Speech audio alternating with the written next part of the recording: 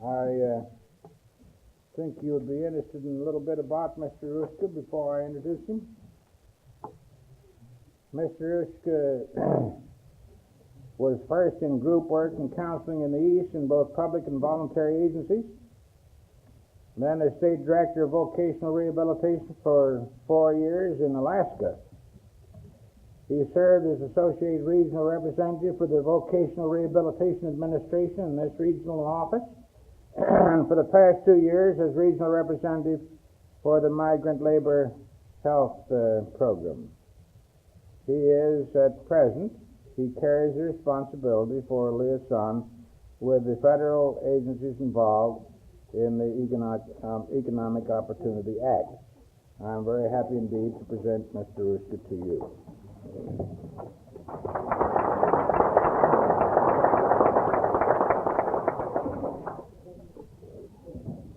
At the very outset, in the very first sentence, I must tell you I am not an expert on gerontology, on the elderly, on poverty, or on aging.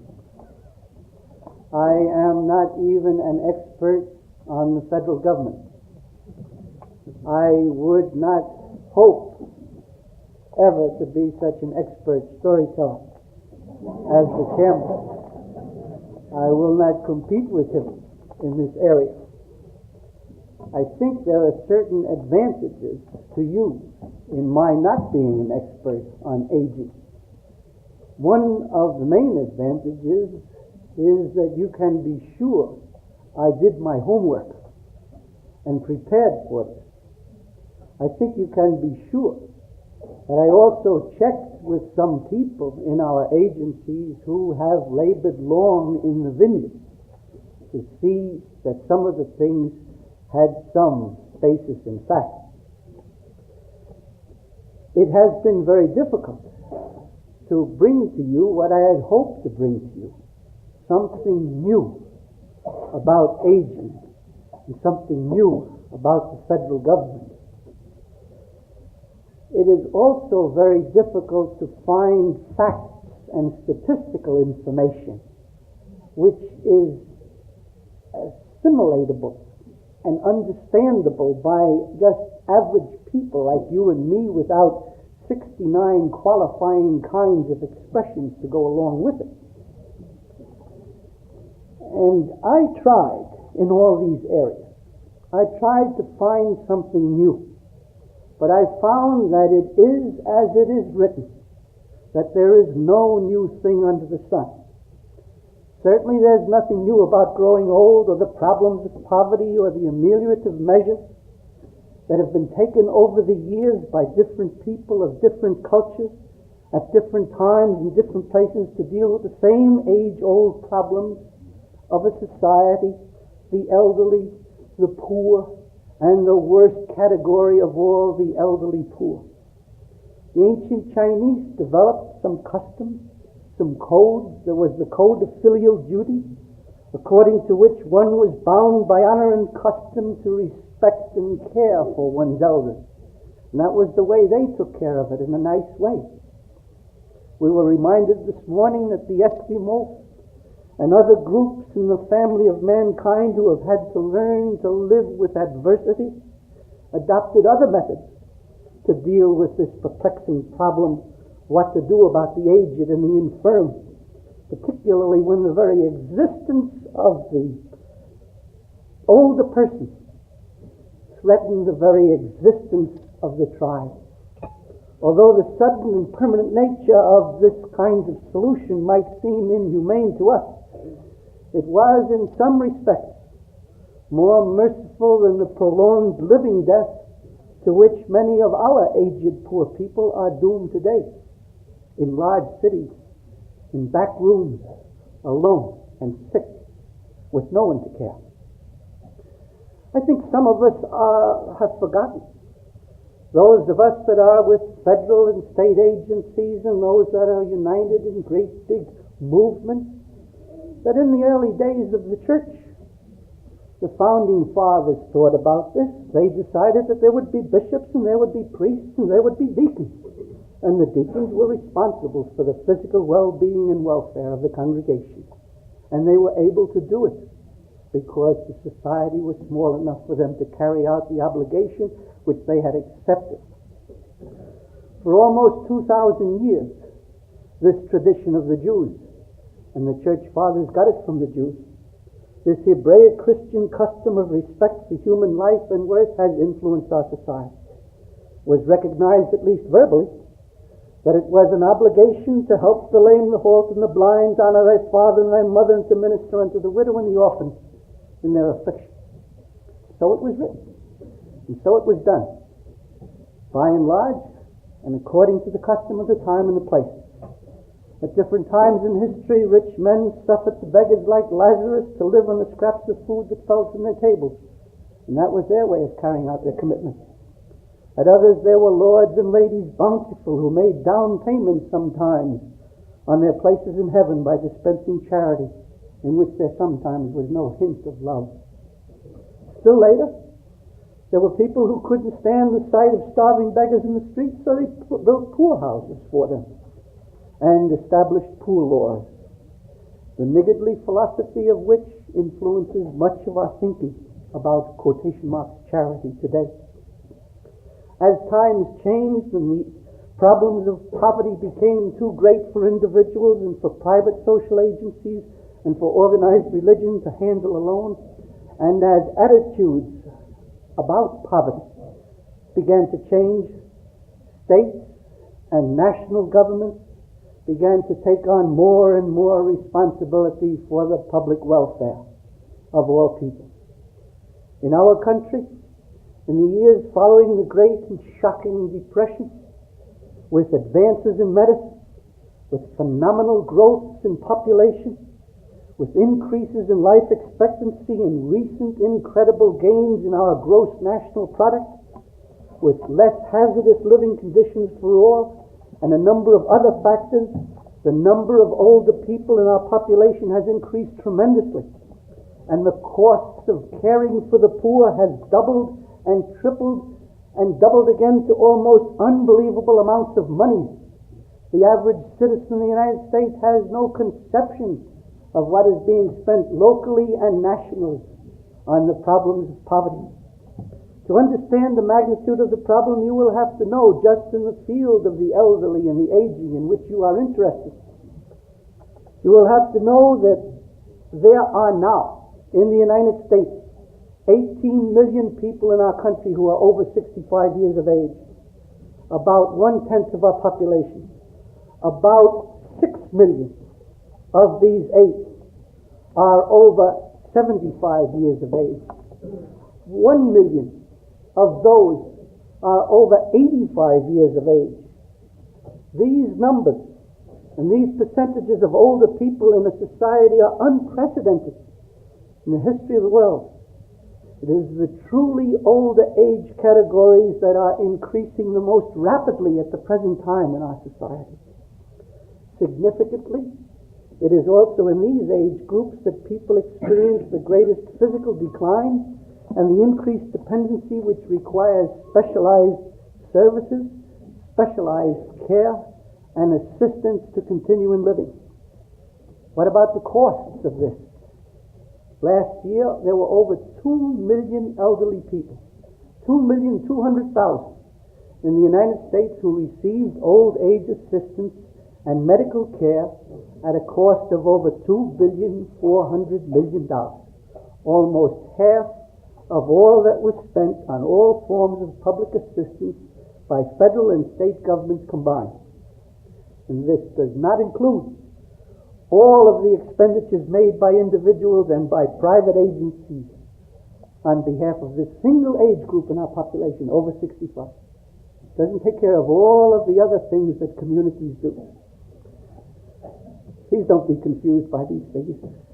I don't intend to spend the day stuffing statistics down your throats, but I found out some eye-opening things when I began to prepare for this presentation. And I thought, if you don't know about them, maybe you would find them eye-opening too. I've learned by bitter experience that the study of the subject of the aging poor is a frustrating and a depressing exercise. but the lives of many elderly poor people are even more frustrating and more depressing. And you've asked me to speak about these things. I don't want to burden you with numbers, but there are some more figures that you must know to understand the enormity, why it is a federal problem, the enormity of the existing problems of the aged, the inadequacy of our traditional methods of dealing with their problems, the paucity of effective plans to solve or reduce these problems in the immediate present or future. The 1960 Senate report states the issue very clearly. At least one half of the 18 million, at least one half the aged cannot afford decent housing, proper nutrition, adequate medical care, preventive or acute or necessary recreation. The White House Conference on Aging of 1961 concluded, many states report that half of their citizens over 65 have incomes too low to meet their basic needs. You may say, don't bother me with those figures about the entire country. We're Hoosiers here and we're interested in Indiana. Very well. Here's about Indiana. Indiana paid out in old age assistance during the fiscal year ending June 30, 1964, $21,878,000, of which $9,500,000 was, quotation marks, vendor payment for medical care. 2/3 of the $21 million were federal funds allocated to Indiana for this purpose. For approximately 23,000 elderly people, in every month, 23,000 elderly people, you currently dispense $1,800,000 per month for this purpose. By every conservative prognostication of sociologists and people who know, your state and the federal government will have to increase these amounts each year in the foreseeable future to provide decently for an increasing number of older people. It's a pretty grim picture. And I think we ought to stop now because people always want to blame one another. And whose fault is it? There's a wonderful story of a couple of GIs who went to a museum in Naples. And in most of the European museums, there's always an old soldier. And he's generally an incapacitated one of some kind with a leg off or something. And here was this nice, venerable Italian soldier on his pension in the museum, and the two GIs came in, and there were 3 statues just as you come in the door. And the one statue just was like this. And the other statue was, like, and the GIs wandered all over that museum. They saw works of art, and they walked, but those 3 statues always in their mind, what does it mean? What does it mean? And so they came back to the door, and the one fellow, he was more adventurous, he said, let's ask that old guy over there. They walked over and said, hey Joe, how about the statues? What does it mean? So the old man, he says, you don't know what it means, the 3 statues? Right at the door where the people comes in? He said, no, we don't know. He says, the first guy, he stand there and he say to the people, ooh, spit on the floor. And the second guy, he stand there and he say, he did it. And the third guy, he stand there and he say, ooh, me?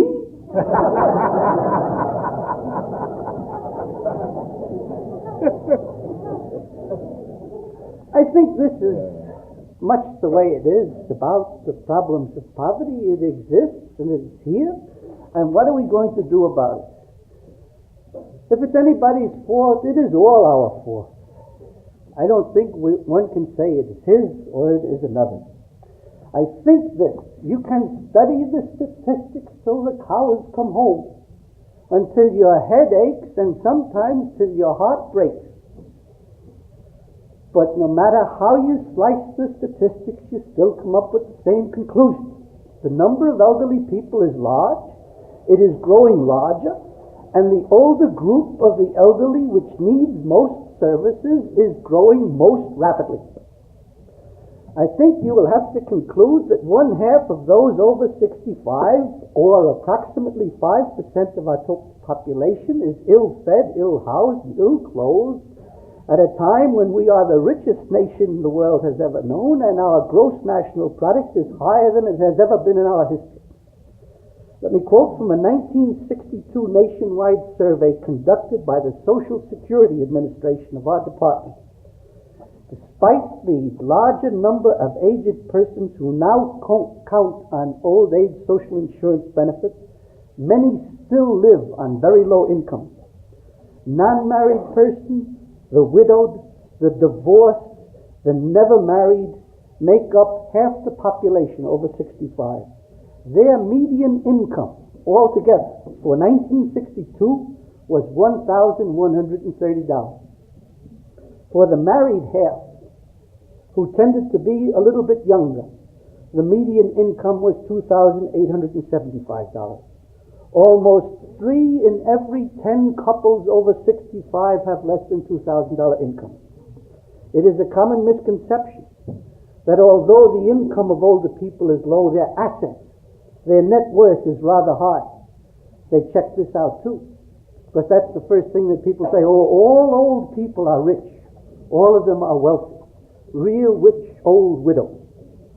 Very careful nationwide survey conducted by the Social Security Administration reveals that the vast majority of the aged have only modest holdings. The value of all assets, including real property, other than the home, amounted to $1,000 for 2/5 of our aged couples. More than 1/2 of the non-married aged OASI beneficiaries and more than 3/5 of other non-married aged persons 65 and over had less than $1,000 in total assets other than their home. One serious illness can wipe that out. It doesn't have to be so serious even. It can wipe out your assets. We seem to have learned only recently that our affluent society is affluent only in part, and the affluence of some segments has made the poor poorer and somewhat invisible to those whose eyes have been blinded by affluence. Okay, you say, enough of this. How about the other half? How about the other 9 million elderly people? What do their statistics say? Or you may say, instead of painting such wretched pictures for us, such extreme pictures, why don't you point out some hopeful things that are being done or that could be done? Preferably tell us some things that we can do as individuals to begin to solve some of the problems that are becoming serious. Actually, these are the reasons for my being here. But I am neither soothsayer nor sage. I cannot propose easy solutions. To the best of my knowledge, there are no easy solutions to problems of this magnitude. If you like, I can convey some ideas. I can give you some suggestions which have been given to me by people who know more than I of this subject. I can tell you about some recent legislation, about efforts that have been made in other places to attack some of the problems of aged people. If you will bear with me, I'd like to tell you a little bit about the Economic Opportunity Act, about the war on poverty, and about how the elderly can serve as well as be served in accord with some provisions of this act. I have particularly said serve and be served because there are a considerable number of older people who have made, who are making, or who could make considerable contribution in the war on poverty if they were given the opportunity. Not all of the 18 million elderly are hopeless, helpless invalids. Witness this room. Many of them are vigorous, enthusiastic, intelligent people with valuable talent, experience, and skill. I said earlier that there's little new about poverty. About the current war on poverty, there are some things that are a little bit new for a society and that are different from previous efforts that I know of. I would like to read to you from the preamble of this act. It says, although the economic well-being and prosperity of the United States has progressed to a level surpassing any achieved in world history, and although these benefits are widely shared throughout the nation, poverty continues to be the lot of a substantial number of our people. The United States can achieve its full economic and social potential as a nation only if every individual has the opportunity to contribute to the full extent of his capabilities and to participate in the workings of our society. It is therefore the policy of the United States to eliminate the paradox of poverty in the midst of plenty in this nation by opening to everyone the opportunity for education and training, the opportunity to work, and the opportunity to live in decency and dignity. It is the purpose of this act to strengthen, supplement, and coordinate efforts in furtherance of that policy. That is to say, the war on poverty didn't start today or yesterday or 150 days ago. Some of us have been in that war a good long time. But now we're beginning to get some ammunition. I think the things that are different about this act, and if you don't have a copy of the act, I think if you are engaged in any kind of program, you ought to get a copy of the act and see what it says. I think the thing that is somewhat different is that there is an optimistic, courageous spirit in this law which says in effect that poverty can be eliminated from the face of the land if enough of us devote enough of our thought, energy, and resources to really attack the causes of poverty on all fronts simultaneously. Now, that's just an assumption in this act. There are some people who don't believe it. Some people have said, and they have quoted Jesus in this, and have said, it is true that ye have the poor with you always. But our minister friends can tell you that that's only half of what Jesus said. Jesus said, for you have the poor with you always, and when ye will, ye can do them good. And sometimes I think we just take the first half and forget the second half. It is new and different, this law, in the attempted total approach and in the effect it has had in making people at all levels aware of the problems of poverty and what they are costing the society. The battle cry in this war on poverty is help the poor, whoever they are, wherever they are, if they're young or old, if they're black or white or tan or Indians or what. If they're poor, help them wherever they are, however they are, to find ways to help them to find their way out of poverty. It's new and different. As a federal piece of legislation, it's new and different in the emphasis, at least welfare legislation, on community action at the local level, on the insistence on the development and involvement of indigenous leadership of the poor themselves insofar as it is possible, on the training of the poor to help themselves and to lead themselves, and in the extent of mobilization of manpower, funds, and other resources at all levels. I don't know any other welfare program of the federal government. In most cases, it gives the money directly to the state, which in turn gives it to the county. In this instance, the federal government is saying, you people in local communities, take a look around you and see what you need in the way of facilities for young children, for middle-aged people, for people who can't speak English, for people who don't have a trade, for older people who need somebody to come and visit with them, or bring them a nursing service, or bring them what. Make a community committee and say what are the things you would like to do on behalf of your poorest of the poor. It is new and different in this respect. And unfortunately, some of the greatest resistance to involvement of the poor themselves in these committees has come from some of our most professional people. It is new and different, this law, in the built-in features of the law which encourage cooperative efforts of public and private agencies at all levels, and the coordination of all efforts in community planning by representative groups of that community, by doctors and lawyers and physicians and bankers and housewives and everybody in the community who has a part in it. In the past, we have not done some of these things. Okay. We've spent a great deal of time in this presentation so far on the condition of the aged poor. I did it particularly just because their situation is so dire in some instances that I have seen, and because it has dramatic impact. Less dramatic but equally tragic is the plight of many older people who are fairly comfortable economically, but who are morally and spiritually bankrupt lot of money in the bank, but morally and spiritually and a reason to be no longer in existence. They are the ones, many, whose lives have been lengthened by modern medicine, and they're asking them the brutally frank question, for what? We must be concerned about them too. And it is for this group that I have attempted to address myself in saying how the elderly can serve as well as be served. Because I think we can re-engage this group a lot more than we have in the past.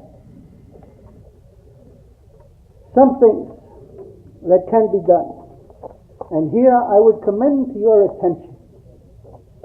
In the room where we met this morning, there is a pamphlet that describes the highlights of legislation in regard to the aging.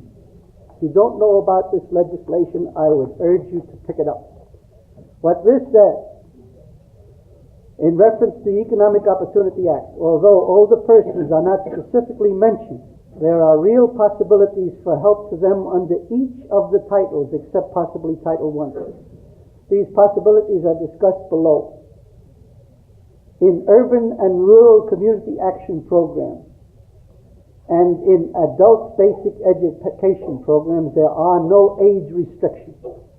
Part A could support public and nonprofit agency programs to be developed and conducted at community level in health, housing, vocational rehabilitation, education, employment, job training, counseling, home management, and welfare. These are seen as action programs that show promise of concrete progress toward the elimination of poverty and its causes. The Act authorizes grants to or contracts with appropriate state agencies to pay expenses in providing assistance to communities. Public and private agencies can make application. I will not go through all of these because it is available to you, but I would urge you to look at this if you are interested in how the elderly can be involved and serve and be served in accord with the provisions of this Act. Some things that you can do if you wish. It was mentioned earlier, or at least earlier while we were here speaking, I was asked a question about VISTA. I think some of the things that elderly people can do, or urge other people to do, is think about VISTA. There are now thousands of requests for volunteers from agencies who are engaged in urban and rural community action programs, in city slums, in migrant camps, on Indian reservations, in hospitals, schools, and institutions of other kinds. Those who are selected for this program where they can do the most good are paid $50 a month in expenses, including medical and dental care reimbursement. In case you're thinking to yourself that this kind of suggestion is utterly unrealistic, and that older people would not be accepted for such service, or if accepted, could not possibly serve successfully, let me assure you it has already been done by many older people. Among the first 20 VISTA volunteers accepted was an 81-year-old woman psychologist, a 73-year-old school teacher from Wisconsin, and 9 other men and women all over 60 years of age. All of the reports indicate they're doing remarkably well in their assignment. In addition, a retired superintendent of schools and his wife are both serving in the community action program and making a worthwhile contribution. A 78-year-old retired businessman did one of the best jobs of anyone in the Peace Corps. His ability to assist small towns in their community organization efforts and his skill in helping them establish necessary services was outstanding. Some other things that you can do. If you have a community action program in your town or in your community, or if you think one should be started, for the love of Mike, get on the committee and speak out for the elderly. Propose as a part of the total community plan a program that is most needed by your elderly people in your town. Coming close to the end, so bear with me. In a recent speech of the National Association of Social Workers, Miss Ellen Winston, was the United States Commissioner of Welfare, said, if we are to solve the serious problems which confront our society, if we are not merely to help clients cling precariously to the limited rights they have, but to assure their full rights on a par with every citizen, if we are to prepare all people to participate in the work and the benefits of an increasing complex society, if we are to move forward effectively to eliminate poverty and dependency, social workers must be prepared to move forward to cast off the mantle of an agent and to become a person of social action and social change. The role of a social worker as a social reformer has an honored place in the American social work tradition. It is time to give increased status and increased emphasis to that role once again. And I would add to that, actually, if we are really to make any effective beginning in the solution of the human problems of our society, my engineer friends tell me the productive problems are not so difficult anymore. The mechanical problems are not so difficult. It is the human problems that are difficult. If we are going to make any effective beginning on problems of the difficulty and magnitude of those that we have mentioned, more than social work will have to be involved in this difficult job of catching up on cultural lag, quotation marks, of affecting social change by democratic process to meet the needs of the age and the society in which we live. Doctors will have to become more involved, and lawyers and housewives and educators and bankers and cab drivers and legislators. In fact, every citizen, part of an awakened or revitalized social conscience - social intelligence, will have to give more thought, time, and energy to the matter of overhauling our present attitudes and our practices if we're really to attack some of these problems. We'll have to probably develop entirely new relationships and invent some new social institutions to enable our society to preserve its existence. In the Welfare Review of February 1965, when our presentation was made this morning, I was reminded of this comment on a book review. The new and burgeoning field of gerontology represents a peculiar amalgam of scientific research and a reformist commitment with the attributes of a major social movement. Gerontology is more than a discipline devoted to understanding aging phenomena and institutional adaptations to varying percentages and problems of the aged. It is also a crusade to help the older person lead a fuller life. It is well recognized by all who are engaged in the field that many, if not most, of the problems of gerontology, whether research or application, with which we are dealing, require a multidisciplinary approach. In summary, I'm saying we need to find ways in 65 and 66 and 67 and forever after, even unto the seventh generation, to help us to solve some of the tremendous problems of our society.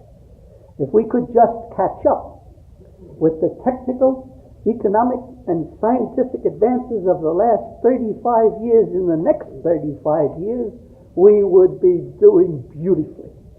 But we'll have to get rid of some cherished shibboleths and some fighting words if we're going to do this. Public against private, white against black, state against federal, county against state, county against county, church against church.